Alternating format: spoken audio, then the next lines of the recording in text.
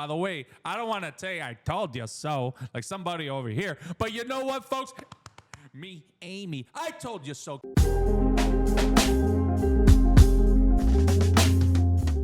Hey, guys, welcome back to Little Big Opinions. I'm Big. And I'm Little. And we got producer Mark here. What's up, everybody? This episode is brought to you by Sasieta Law, personal injury attorneys. If you've been injured in a car accident, you need more than just a lawyer. You need an advocate who truly cares and fights hard for what you deserve. Call Sasieta Law at 305-340-9082 or visit sasietalaw.com for your free consultation. Sasieta Law, where strength meets compassion. All right, guys, we're recording on our normal time. We have a special edition coming up this week for you guys, another Miami Dolphins fan experience. So not only are you going to get this episode, you're going to get another one, so look out for that. Make sure to like and subscribe as well on our YouTube page. We're powered by 786 Sports. Make sure you like and subscribe to there so you can listen to our content. Also, follow us on X, Instagram, TikTok, wherever your heart desires, we're there. So make sure that you like those. But we got a fun episode for you. We got to talk about the beautiful game that we had last Thursday night. It seems like forever ago.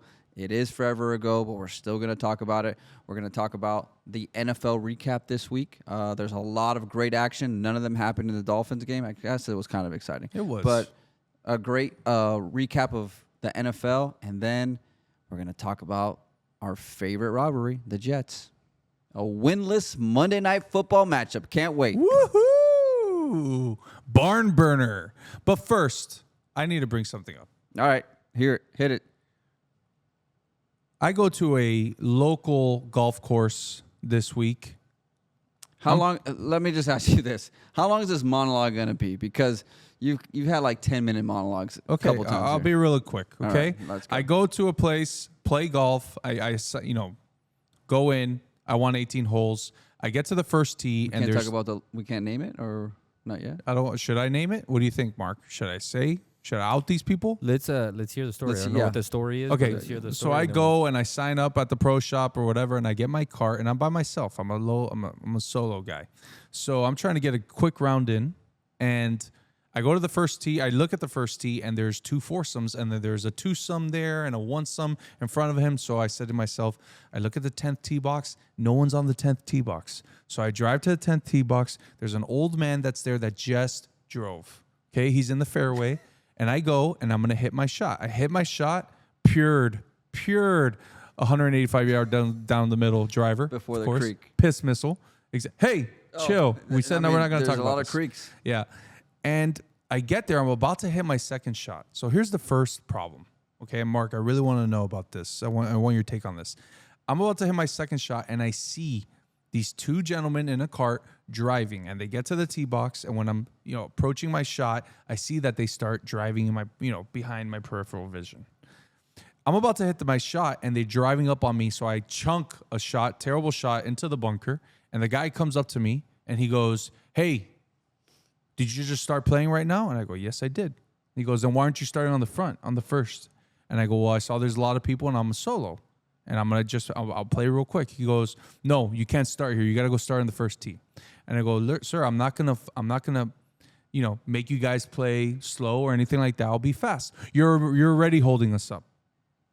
And I go, "Are you kidding me? You're really gonna make me go back to the first tee?" He goes, "Yeah, go ahead." So he turns around.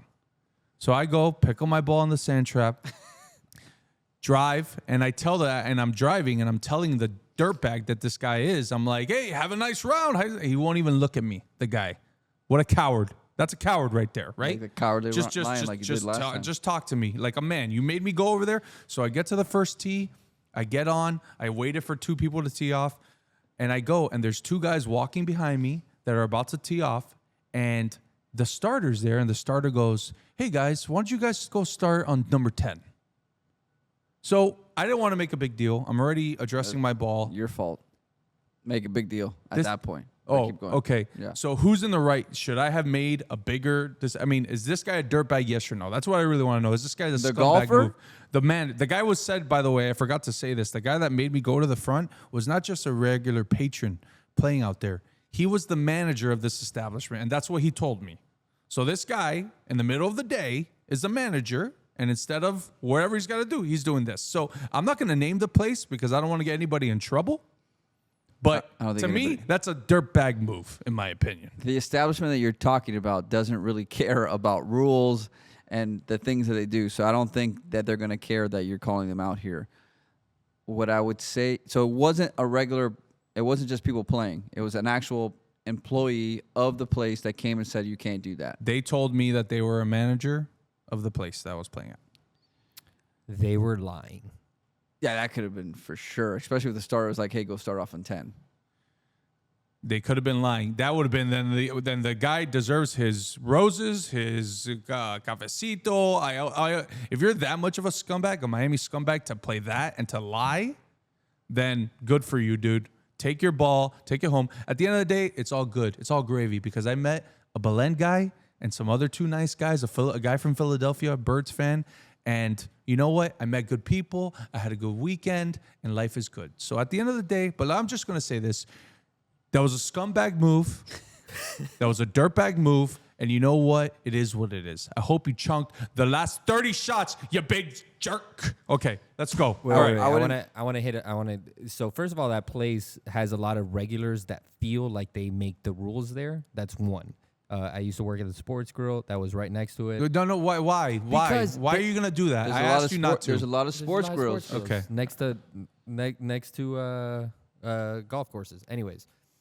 So it's not Palmetto Bay. All right, yeah. Well, it's not Palmetto Bay because I know the people at Palmetto Bay and I love them very much. And it's not Palmetto Bay. Okay. I'm just gonna say that. Well, now you're throwing it under the bus here, but keep going. The thing is, whatever, man. I don't believe that man worked there. First of all, if you're a manager, you let the paying customers play. You would regardless, right? You let them. You're like, I will get out of my way for you. Is how they should do that. So I do not believe that as a manager. Their management isn't that bad over there. The new one, it used to be very bad. Now it's a lot better. So I don't believe it was them.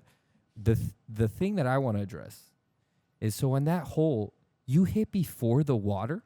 No, he said that. He said that. I hit past the water. Come on. Before the water, there is like 130 yards. Okay. No. You gotta go. You gotta go like that. You hit it past the water. Of course, Chris. What's wrong with you? All right. I hit it by the big tree on the left. Whoops. Sorry. Okay. But I was in the fairway. And then here's number one, that you have the audacity to drive up on me when I am literally in my backswing. Well, he didn't care anymore. But as a manager, that's just bad golf decorum, and karma is a B sometimes. So the real, okay. So are you wrong? Hope you chip your If brain. he's an actual manager, and that's the rule of the establishment, then I'm going to say he wasn't wrong. But I'm with Mark on this. He definitely was a regular patron. He's making up his own rules. Wow, this guy then. So good for you, man. So he's good wrong, for you, dude. wrong in doing that. And I will say, if that is the rule, I always think in that place it's a wrong rule. They should be T1 and T10. They're right there.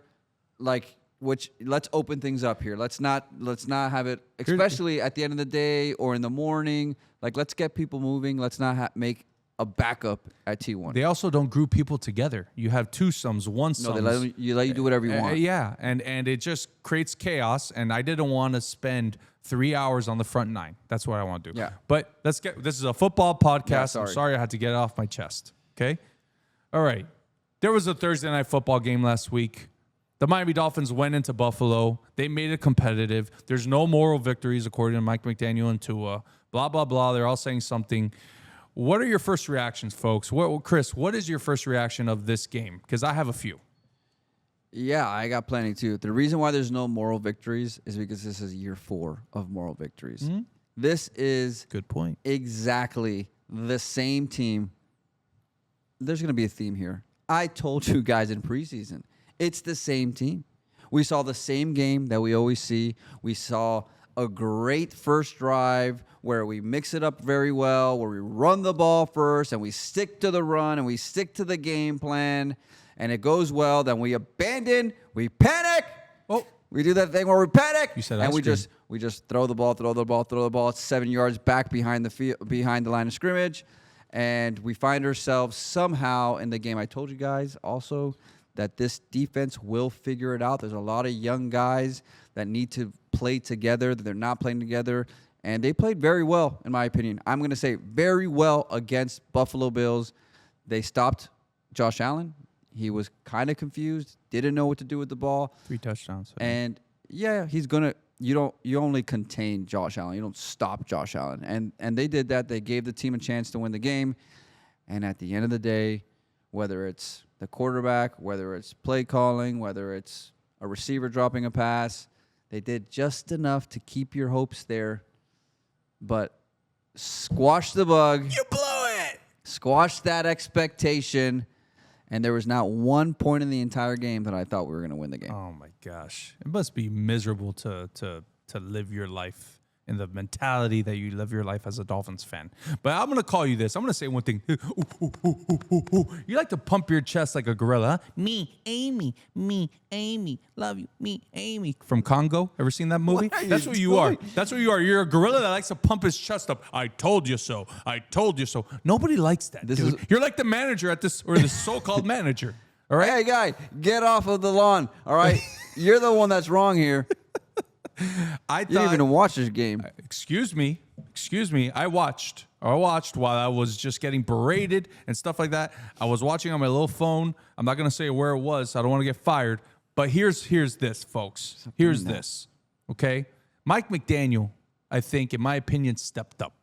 I think Mike McDaniel, all the haterade that was coming on down the board, he stepped up and called a masterful game. Oh, you didn't watch the game. Keep going. He called a masterful game. Okay, and I'm gonna say this: masterful. I've already gone on KOS or the our special Dolphins fan volume number 3, which is phenomenal. Gene, you are a straight up legend, sir.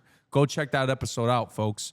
But Mike McDaniel, in my opinion, was not the problem on Thursday night. The problem is you got 2 captains on this football team. The leader on your defense, the leader on your offense, who make the most critical mistakes. Zach Sealer, I like you, dude. You're a good guy. But what happened there? Should the special teams coordinator put in a punt block scenario? Maybe not. But who cares? How are you're gonna get the ball back? You force a punt, which are very rare in this defense nowadays, this season, and you rough the punter and you give the ball on their 36, and then, of course, Josh Allen, 5 plays later, hits Khalil Shakir and to go up 7 points. And then Tua, you're playing a good game, Tua. You're making decisions. You're running the ball. You're getting out of the pocket sometimes when you shouldn't have to run out of the pocket. And then you make that read. And Bernard even said it. It was all on tape, dude. This guy likes to do quick little passes at the end of games. And Tua, dude, you blew it again, man. You blew it again. You had everything. You had everything at the grasp of your hands, and you blew it again. And this football team gave us hope, and there's moral victories. Oh, we looked good against the best team in the NFL. But we're 0-3, folks. We're 0-3. And the season's over. You're so wrong. You're so wrong. You didn't watch the game intently enough because you were doing something else. I'm going to tell you why you're wrong. Mike McDaniel, I'm not going to tell you wrong. Tua can't make that throw, and we'll get to the throw. But he can? He cannot make that throw. Of course he cannot. And I'm going to tell you why, and it's not because of what you think it is. But Mike McDaniel, just run the ball, okay? Like, stop with the tricks. Stop. You're not outsmarting anybody. As you said, Bernard knew what play was coming on. And it's not just that play. It's multiple plays in the game where the defense knows what's going on. You watched Josh Allen at the beginning of the game, and he was like telling everybody where to go, where to be. He knew what the defense was trying to do, and he picked us apart. The coaching was severely overmatched in Buffalo. Come on. Severely overmatched. They're so much better than us. And I'm going to tell you this. I'm going to give him his flowers now, but it's the only time I'm going to give you your flowers.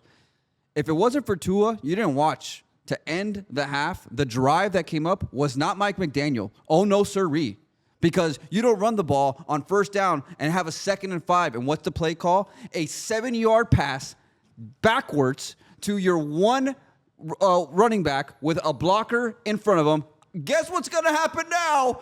Screen pass, and your 2 other receivers on the field. Only 2 more receivers are on the other side. There's no other option of what's going to happen. There's no option if they read the screen, okay? It is such bad play calling. There is there's no stress on the defense. They know exactly what's going on. And if the first read's not there, it doesn't happen because the play design is incorrect. It's not that Tua can't get off the first read. It's that the play is made for so much confusion, for so much to trick the other team that the first read has to work. And if it doesn't work, then Tua needs to run. And guess what? Tua can't run. Tua's not right. I don't know what's wrong with him. I think it's finally caught up. It's the corn rolls. It could be CTE. You know, the ankle, the hip. He just seems way off. You can see guys wide open, and his eyes are there, but his feet aren't set. And this is not just from me. This is from many people, and we're going to get to them. Kurt Warner, Daniel Orlovsky, JT O'Sullivan, Chase Daniels, all these former quarterbacks had a lot to say. Kurt Warner completely defending Tua, by the way, on the read and on the call. But I'm not going to defend Tua on that play. You just were. No. On that play. On that play. Okay. On that one play. Because we don't run the ball enough. We ran the ball 25 times, Chris. We didn't run the ball enough. We ran the ball 25 times. We should have ran it more. I agree. When you have a guy like Ollie Gordon, by the way, I don't want to say I told you so, like somebody over here. But you know what, folks? Me, Amy, I told you so, because Ollie Gordon, folks, is the truth. Give that guy the ball. Devon Achane, 12 for 62. Ollie Gordon, 9 for 38. Overall, 25 for 130 yards and a touchdown and one touchdown. We did well. Do you know what the Dolphins, the only thing that they rank in the top 5 in the NFL in? What? Yards per rush. And we don't rush enough. That's what I'm Yards telling you. per We should be dominating rush. the game by and we're running the ball. 28th in rush attempts per game.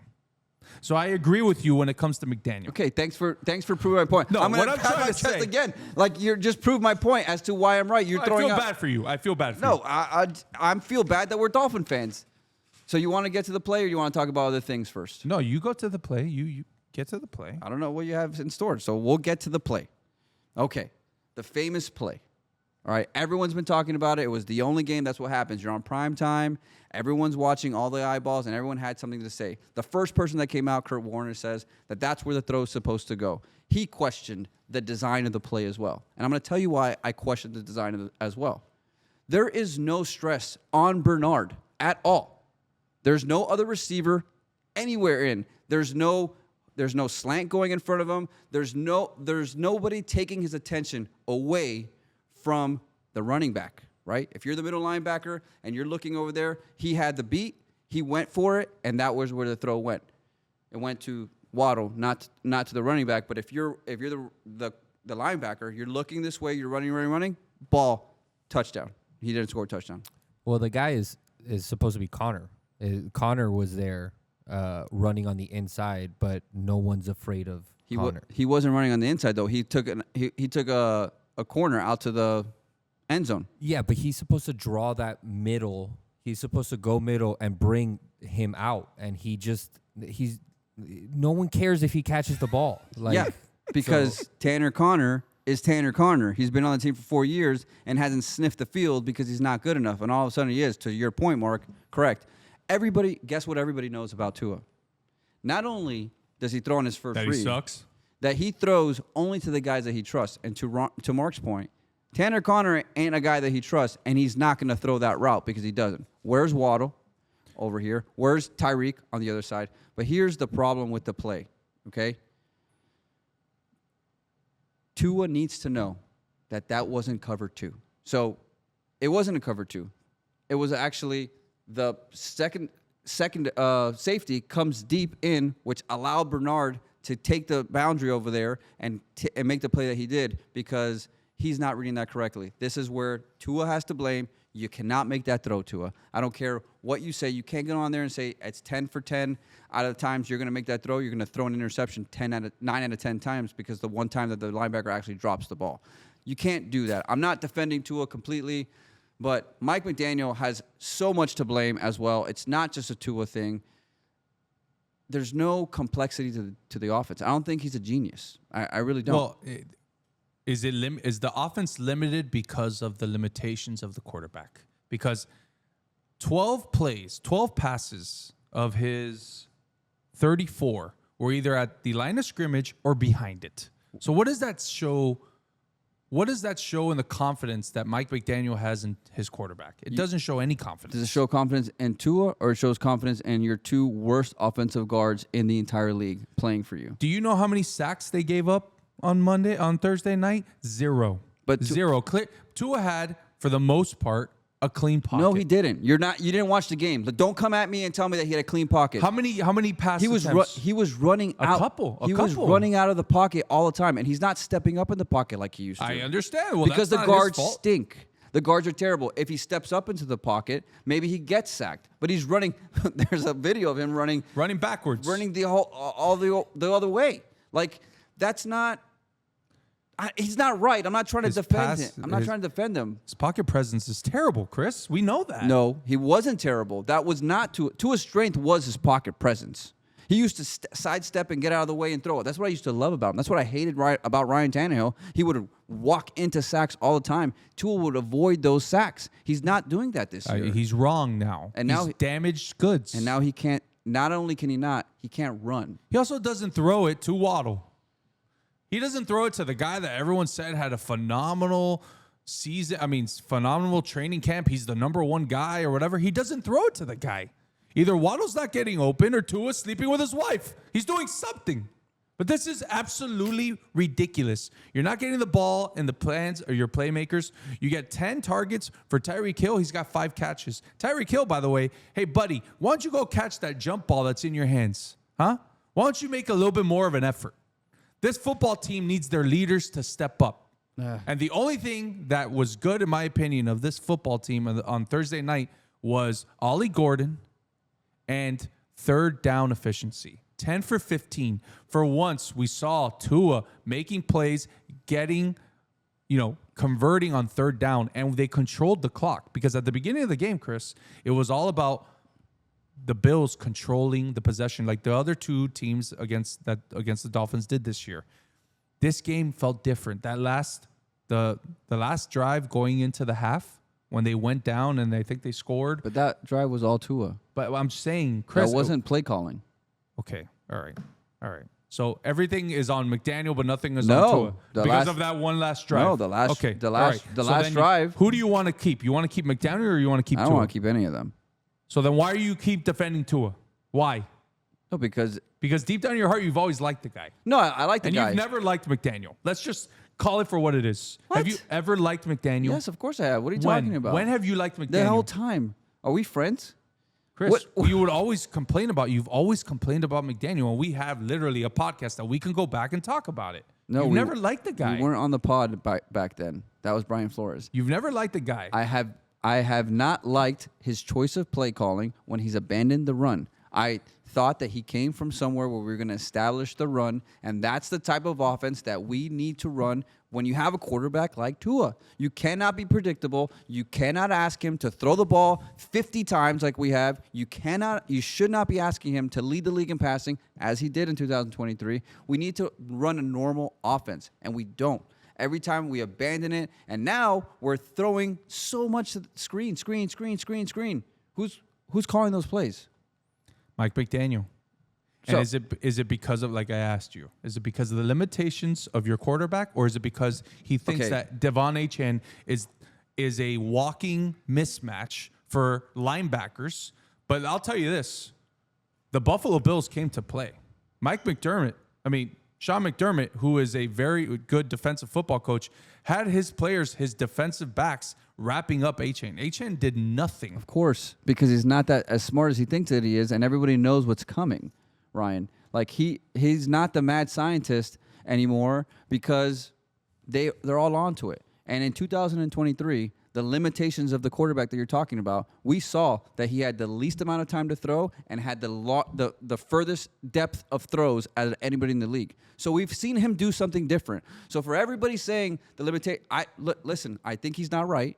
I don't think he has it in him anymore. I don't think he's the quarterback for 2023. He doesn't set his feet the same way. He doesn't move the pocket the same way. And that could be because he's damaged goods. I really don't know. But you're speaking false at this moment by saying that he can't do what he did 2 years ago. We've seen him do it. I understand we've seen him do it, but is he doing it right now? Yeah, I guess now that you say it that way, then yeah. Okay, thanks. The other people that we should talk about are those high-priced wide receivers because they should get some of the blame too.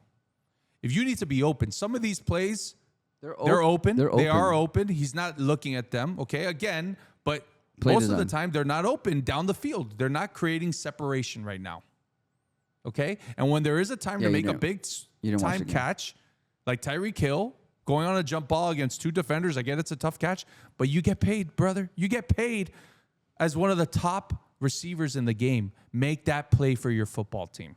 And for the defense, I just want to say I understand that James Cook ran all over you guys, but you did, in my opinion, play pretty well. Okay, you got off the field, and unfortunately, Zach Sealer, he owned up to it. He manned up. He made a big mistake, and it cost us the football game. So you live and you learn. The Dolphins are 0-3. The Bills are 3-0, and now we're just going up a gigantic mountain for the rest of the field, rest of the season. Going into Zach Sealer a little bit, I want to talk about him because he is getting bullied every single play. Like, it's not even close. There's nothing that he's doing. They're just pushing him off to the side. They're double teaming him. What? It's not even double teams, dude. I'm hyper focused on him, and I will make a reel for you guys showing these plays. That guy is getting bullied. Like, it's not the same person that we've been watching. What's the difference? Because you don't have a top guy next to you, you can't do it? What's going on here? No Calais Campbell, no Christian Wilkins. Kenneth Grant made a couple nice plays, but again, it's just not there. I thought Chubb has 3 or 4 sacks on the year. He's made some pressure. Jalen Phillips is getting pressure, but other than that, it's just we are last in completion percentage in the NFL.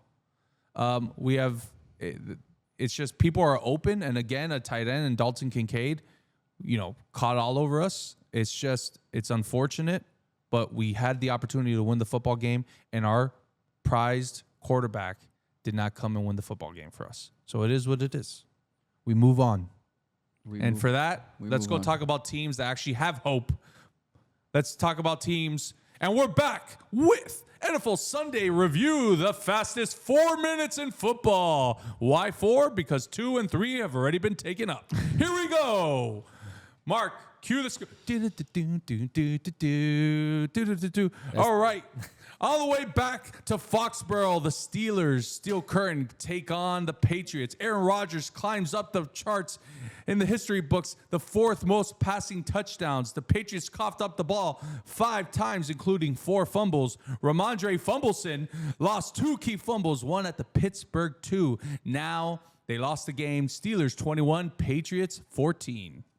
We got the battle of the backups versus the Bengals versus the Vikings. Jake Browning did a great job of browning his pants, throwing 2 picks. Isaiah Rodgers is the first player in NFL since 1991 to at least record a pick 6, a fumble recovery for a touchdown, and 2 forced fumbles. Vikings in control and won the game 48-10. Ooh, Duval, the Jaguars. Jaguars forced 3 turnovers, and this defense is looking like the 85 Bears, folks.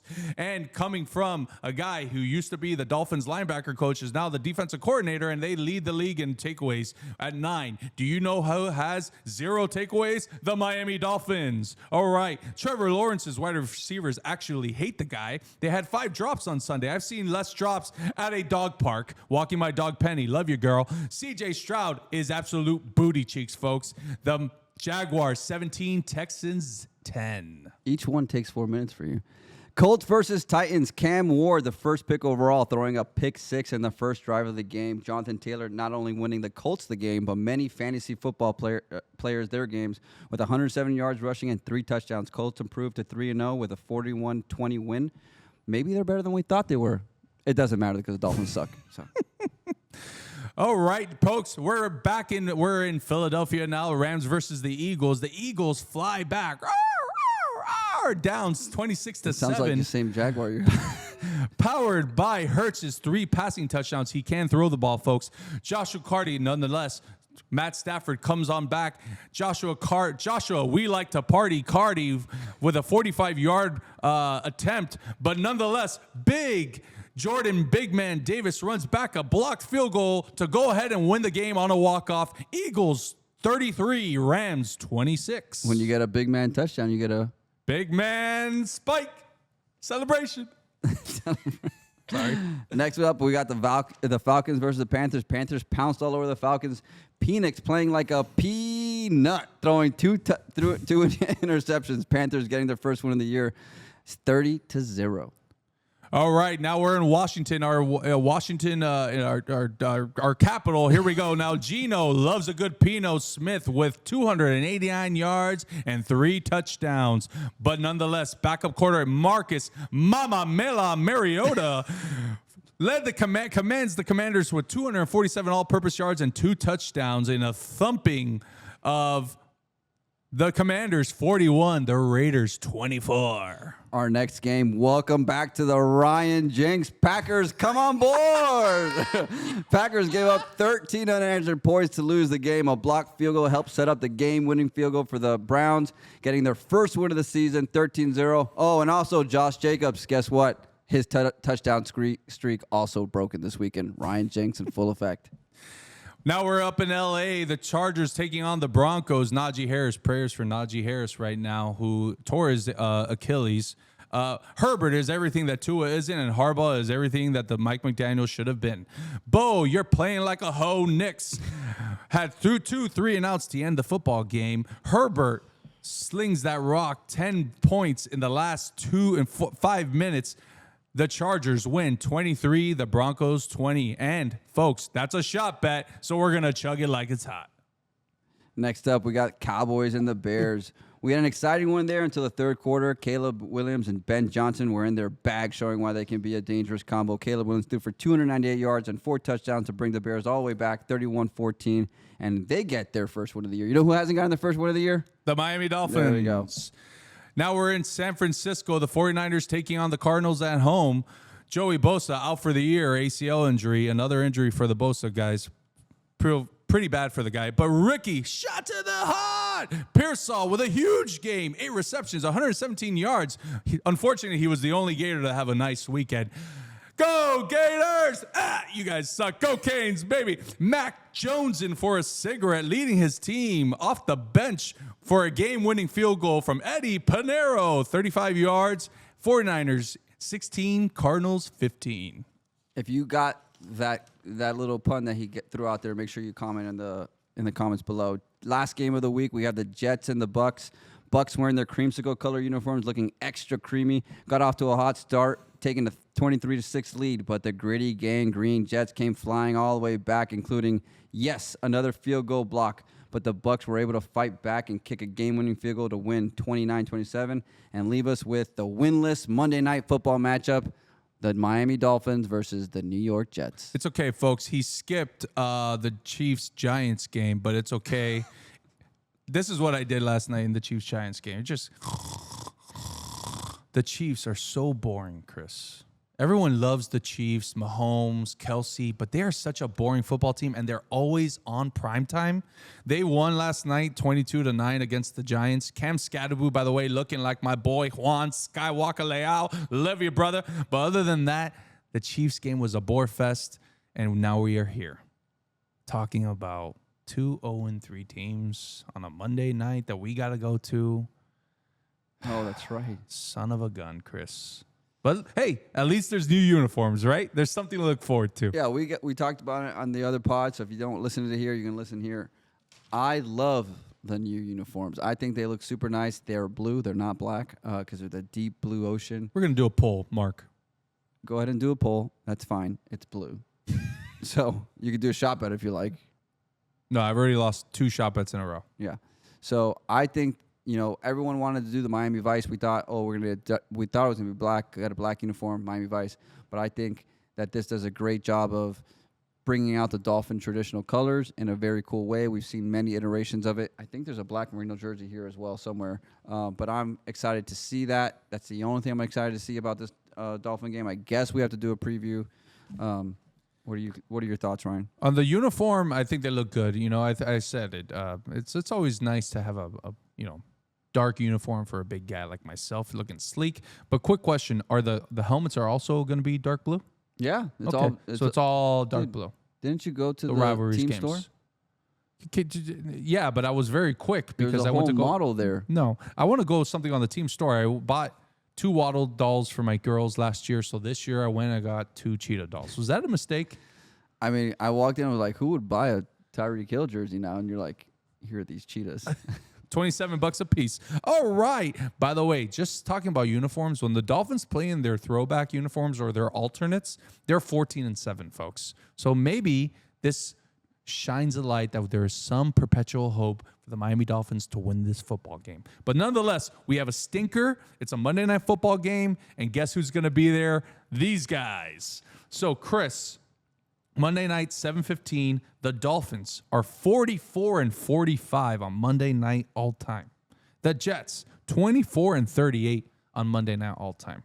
But most importantly, what we all remember, what we all want to forget, the Monday Night Miracle back in 2000, when the Dolphins gave up 30 points in the fourth quarter to lose the game 40-37 in overtime.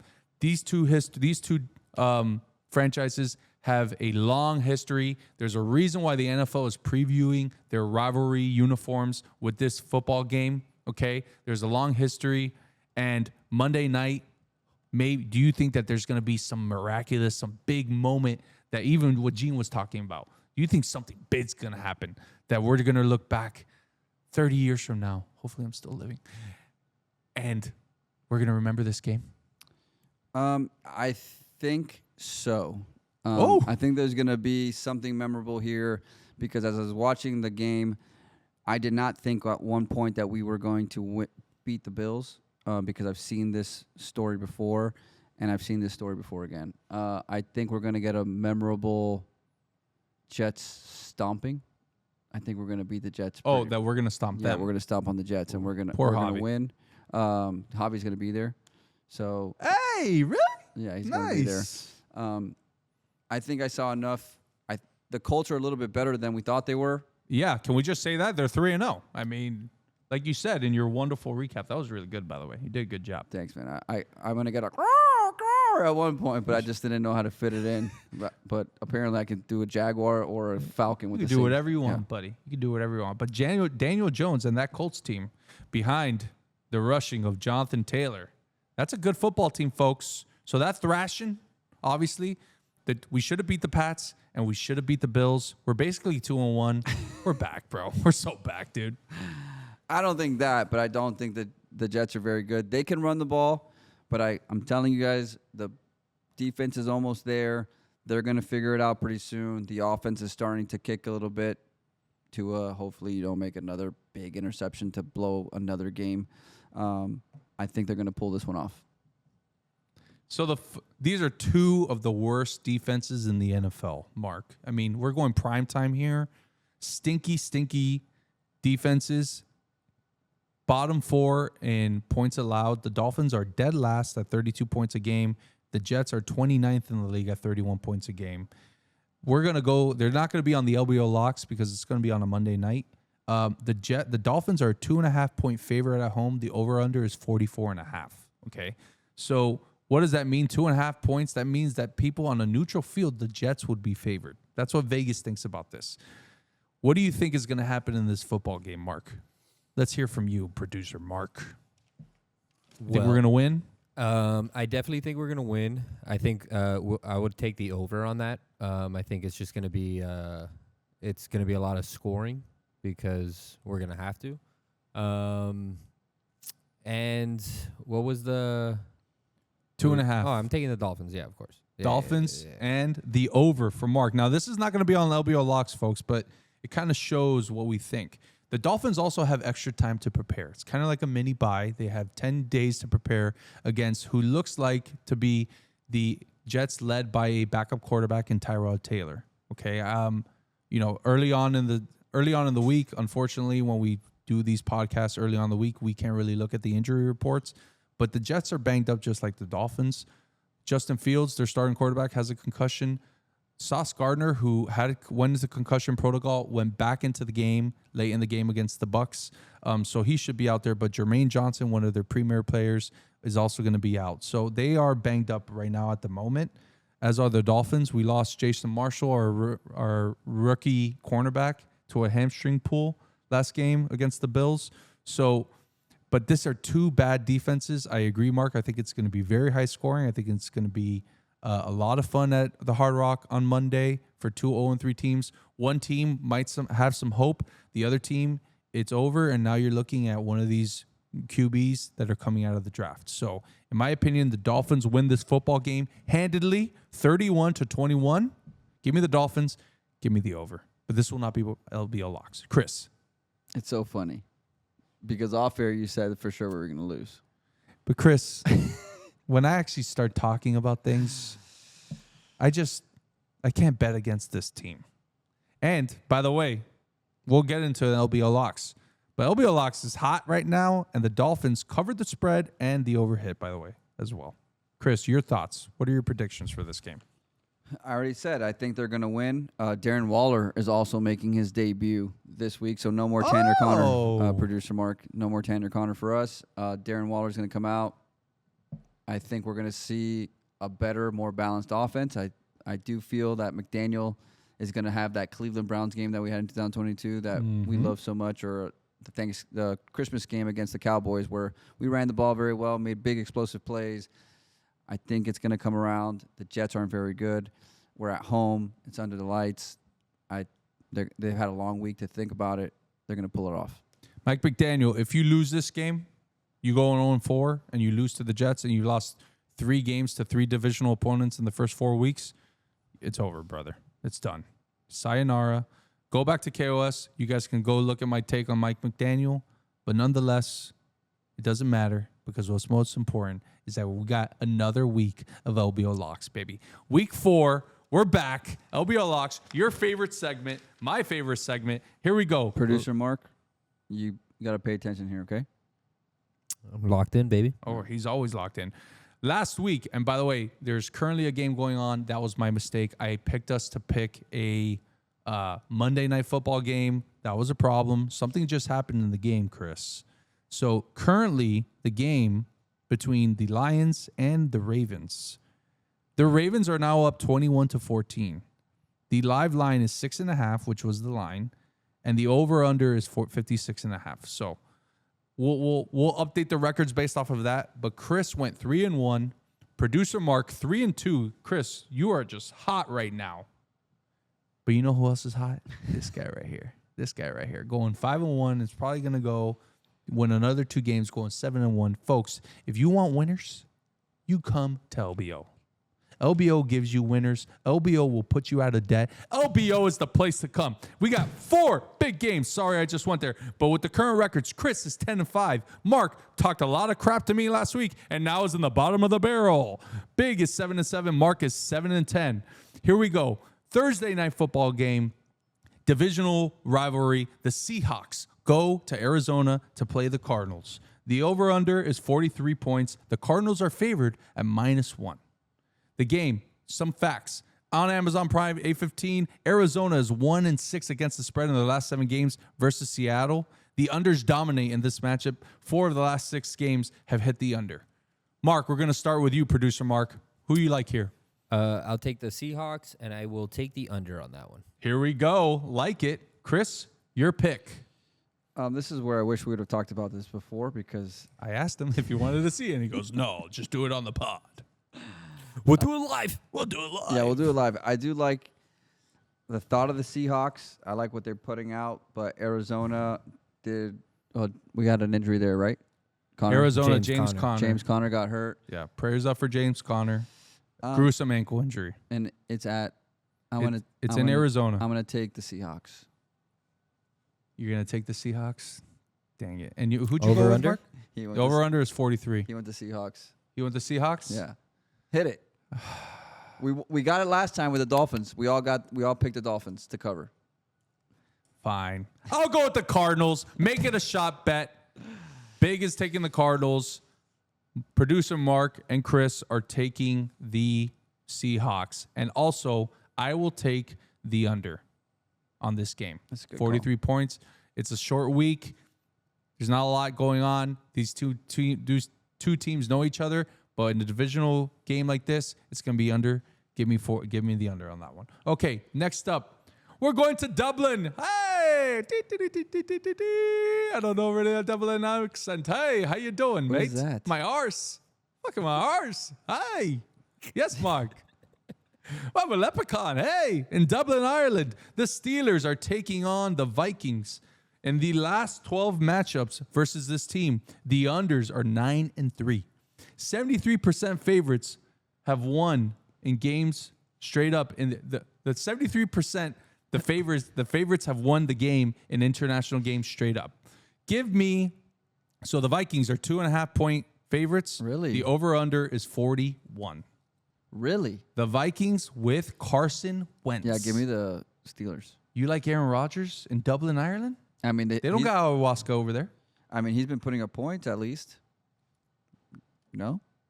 against the Pats and against the Jets. They're not very good. The Steelers are not very good. That's my big And hope. Brian Flores against that old viejo? My big hope is that they have a bad year and Tomlin becomes available. Oh. Absolutely. He's not too hip-hop now?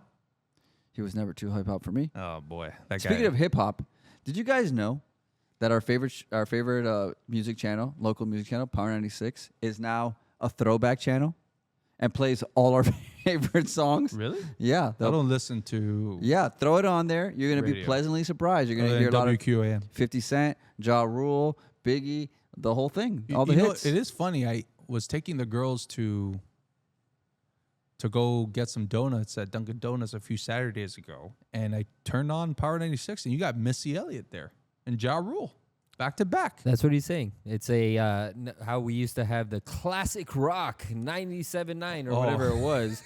Now it's classic hip hop. Here we go. It's like it literally says your throwback station. Somos viejo. All right. Yeah, So Steelers. I'm taking the Steelers. Chris is going with the Steelers. Mark, I will take the Vikings. I think that defense is too good. I think that defense travels.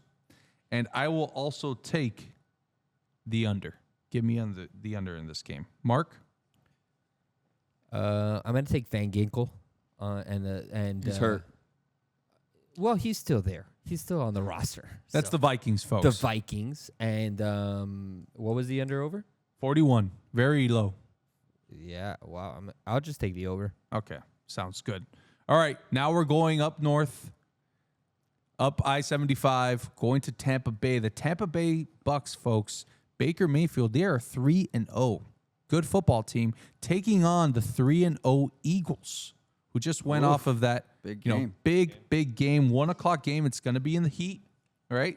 So the under has hit in the last 5 Eagles road games. Really? But the Eagles are 7-3 against the spread in their last 10.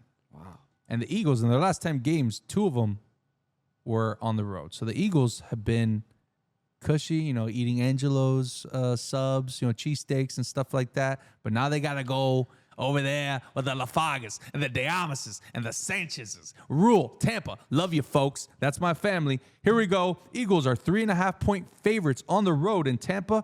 The over-under is 44. Chris, we're going to start with myself. Give me the Bucks. Baker Mayfield, folks, is the man, the truth. And Igbuka is a stud. But I just realized that Mike Evans is hurt. Sorry. Give me the Eagles in this game, and I will take the over in this game. Producer Mark. Yeah, I'm gonna take the Eagles on this game. What was the over? 44. Over. All right. Like it. Yeah, Chris. so I'm looking at your Tampa Bay Bucks, and they beat the Falcons 23-20, the Houston 20-19, New York 29-27. They squeaked away from that New York win. I'm taking Philly, and I'm taking the over. Good point. And 3 game-winning drives for Baker Mayfield. Baker Mayfield, he was down in the dumps. Remember that Monday Night Football game that he went to go play for the LA Rams? Yeah. And he revived his career. He got this job down there in Tampa. That's a good football team, and they have won that putrid NFC South for like 6 or 7 years with Todd Bowles, somebody who also used to be on the Dolphins. Tampa Bay, keep doing good things for the state of Florida. Shout out to Baker, man. That's I love. gotta love that guy, right? As a 5'8" white dude, like he's Yeah, but- making us look so Did you good. see him dude. He's- meditating? He was meditating the other day Yeah, but he's on the bench, getting in the zone for his last. He's good, man. He's a stud, dude. He was the number 1 overall pick, guys. Like, of course he was good, and he can move around. But to your guys' point, he wasn't just like walked off of a team. He was cut by the Carolina Panthers. He couldn't even beat out a bad Sam Darnold at that point because Sam Darnold wasn't very good even that year. So we're gonna give him his flowers, and just like that, I'm telling you, Tua's going to go somewhere next year. He's going to sit on the bench, not have any pressure. He's going to be in the right system, and he's going to be a Pro Bowler for someone else. Yeah, good luck having him next fan base. All right, big game Sunday Night Football. The Packers go to Jerry World to take on the Dallas Cowboys. The Packers are a 6.5-point favorite. Woo!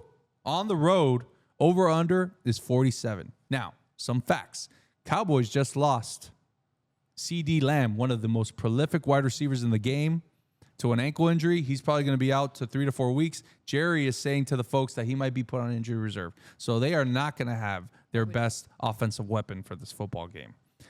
The Packers in the last 10 games the under has hit 3 out of the last. I mean, the under is 3-7 in the last 10 games. The Packers are 10-1 in their last 11 games versus the Cowboys. They dominate Jerry and the Cowboys. And the Cowboys are 3-9 against the spread in their last 12 home games. Producer Mark, what are your picks? I'm definitely going to go with the Packers on this one. It's going to be a big game, returning home to see, it's going to be this wasn't a matchup that was exciting at the beginning of the year before the trade, but now that Minka's over there, Micah. Now that he's over there, it's a big game. I'm excited. I'm going to take the Packers, and I'm going to take the under. Oh, very nice. Chris. Yeah, so we're not going to forget that Dallas, even though, you're not replacing CeeDee Lamb, of course, but they do have George Pickens.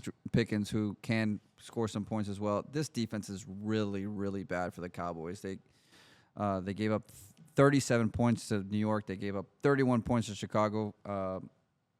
I don't see it. Green Bay is going to be very upset. They are not going to take another game for granted. They're going on the road. It's going to be a night game. Give me the Packers all day long. I will also take the Packers. I think Micah Parsons is going to have 5 sacks. He's going to murder Dak Prescott. Not literally, but figuratively on the field. It's going to be bad. This Packer team, like you said, is very upset. They went against a very, very good Browns football team on the road, folks. That Browns football team, not football team, Browns defense. Yeah. It's the best defense in the NFL with Myles Garrett and the other troops. Remember when I said they had a good front seven and you laughed at me? There's me. Okay, yeah, you were right again. Chalk that up as 3 wins for you this week. Give me the Packers and give me the over. There's going to be a lot of points here by both sides. I think there's going to be garbage time touchdowns by George Pickens. He's going to be on my football team, starting for my football team next week. But most importantly, I want to say one thing and one thing only. Cam Scatterboo, folks, from the Giants is the next version of Peyton Hillis. He's a stud. He looks like my boy Juan Skywalker, and he was a stud at Arizona State, and he's a white running back that does backflips, folks. This kid is the truth. Give me the over for the rushing yards of Cam Scatterboo. I don't care if they're 100 yards or 120 yards. That's my player prop bet of the week. Scatterboo. Scatterboo. Honeymoon. nice. That's it, folks. I like that reference. This has been a wonderful week. We got a lot of people coming down. We got the Lafargas coming down this weekend. If you guys want to come over to the Lafarga house, the whole troop, everyone from Tampa is coming down. We're going to be partying. It's going to be a good time. Come to the Lafarga house. Lafarga sunrises for everybody. Is it going to be a pool party? We're going to make it a pool party, baby. Hey, Sunday there's no Dolphins, so. I had Shane Gillis tickets, by the way, for Friday, and I sold them. Shane Gillis could be a funny time. He's a good cat. But it's more important to spend time with Papa Lafarga, baby. Absolutely. Papa Lafarga, baby. Love you, buddy. Make sure you don't forget to like and subscribe 786 Sports on our YouTube, and make sure you like us on LBO on X, Instagram, TikTok, And don't forget that this episode is brought to you by Sasieta Law, personal injury attorneys. If you've been injured in a car accident, you need more than just a lawyer. You need an advocate who truly cares and fights hard for what you deserve. Call Sasieta Law at 305-340-9082 or visit sasietalaw.com for your free consultation today. Sasieta Law, where strength meets compassion. Sayonara, suckers.